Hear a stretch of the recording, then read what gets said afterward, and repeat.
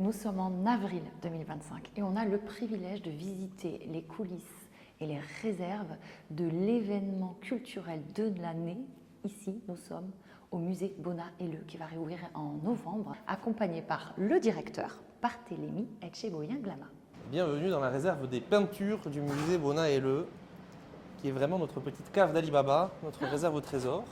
Donc voilà ici un très beau chef-d'œuvre des collections du musée Bonnat-Helleu, pour vous dire à quel point vraiment ce musée recèle des collections tout à fait exceptionnelles. Alors comment est-ce qu'on construit un parcours quand on se base sur l'émotion d'abord? Comment est-ce qu'on choisit quel tableau, quelle pièce?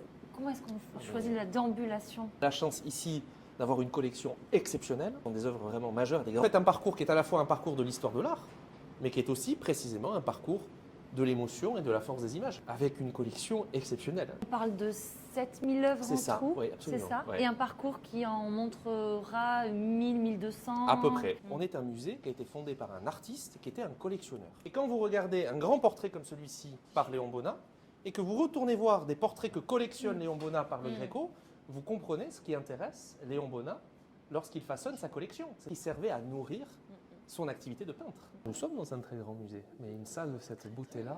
Là, on retrouve un grand volume du 19e siècle, très beau, très aérien, et c'est le lieu dans lequel nous allons présenter les grands portraits de Léon Bonnat. Et au milieu, on va remettre les banquettes historiques du musée. L'idée, c'est précisément que le musée soit le plus ouvert et le plus accessible possible.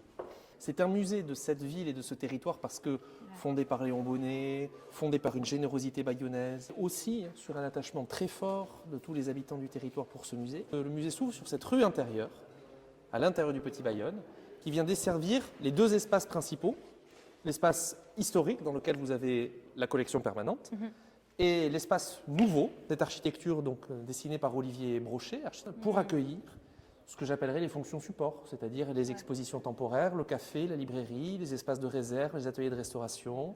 Puis ensuite, vous avez le patio historique juste ici, qui vient de retrouver sa verrière. Est-ce qu'on peut parler de vous et de votre expérience et de votre parcours? D'abord à Paris pour mes études, mes études d'histoire de l'art, et puis aux États-Unis, où j'ai eu la chance de pouvoir faire mon doctorat, qui portait sur l'histoire du musée du Louvre, que j'ai donc rejoint avant de revenir ici, chez moi, dans ce musée qui est en fait une petite part du Louvre près de chez nous.